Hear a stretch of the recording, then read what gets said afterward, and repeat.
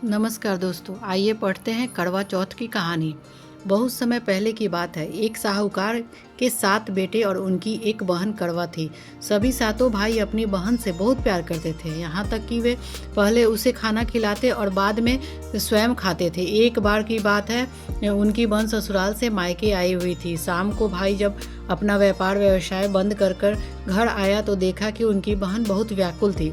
सभी भाई खाना खाने बैठे और अपनी बहन से भी खाने को आग्रह करने लगे, लेकिन बहन ने बताया कि उसका आज करवा चौथ का व्रत है और वह निर्जला व्रत रखी है और वह खाना सिर्फ चंद्रमा को देखकर उसे अर्घ्य देकर ही खा सकती है।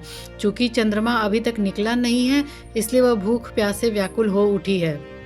सबसे छोटे भाई को अपनी बहन की हालत देखी नहीं जाती और वह दूर पीपल के पेड़ पर एक दीपक जलाकर चलने की ओट में रख देता है।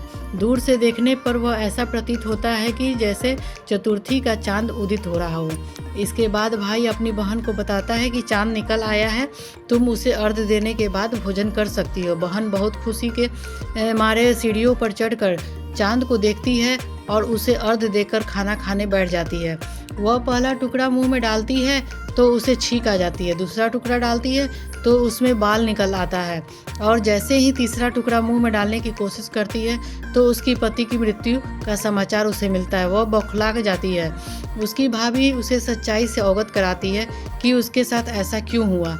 करवा चौथ का व्रत गलत तरीके से टूटने के कारण देवता उससे नाराज हो गए हैं और उन्होंने ऐसा किया है। सच्चाई जानने के बाद करवा निश्चय करती है कि वह अपने पति का अंतिम संस्कार नहीं होने देगी और अपने सतीत्व से उन्हें पूर्ण जीवन दिलाकर रहेगी। वह पूरे 1 साल तक अपने पति के शव के पास बैठी रहती है, उसकी देखभाल करती है, उसके ऊपर उगने वाली सुई नुमा घास को वह एकत्रित करती जाती है। 1 साल बाद फिर करवा चौथ का दिन आता है और उसकी सभी भाभियाँ करवा चौथ का व्रत रखती हैं। तब भाभियाँ उसमें आशीर्वाद लेने आती हैं तो वह प्रत्येक भाभी से यम सुई ले लो, पिए सुई दे दो, मुझे भी अपनी जैसी सुहागिन बना दो, ऐसा आग्रह करती है। लेकिन हर बार भाभी उसे अगली भाभी से आग्रह करने को कह चली जाती है। इस प्रकार जब 6ठे नंबर की भाभी आती है तब तो कड़वा उससे भी यही बात दोहराती है। यह भाभी उसे बताती है कि चूंकि सबसे छोटे भाई की वजह से उसका व्रत टूटा है, अतः उसकी पत्नी में ही शक्ति है कि तो वह तुम्हारे पति को दोबारा जीवित कर सकती है। इसलिए जब वह आए तो तुम उसे पकड़ लेना और जब तक वह तुम्हारे पति को जिंदा न करे उसे नहीं छोड़ना। ऐसा कहकर वह चली जाती है। सबसे अंत में छोटी भाभी आती है। करवा उनसे भी सुहागिन बनने का आग्रह करती है, लेकिन वह टाल मटोली करने लगती है। इसे देखकर करवा उन्हें जोर से पकड़ लेती है और अपने सुहाग को जिंदा करने के लिए कहती है। भाभी उससे छुड़ाने के लिए नोचती है, खसोटती है, लेकिन करवा नहीं छोड़ती है।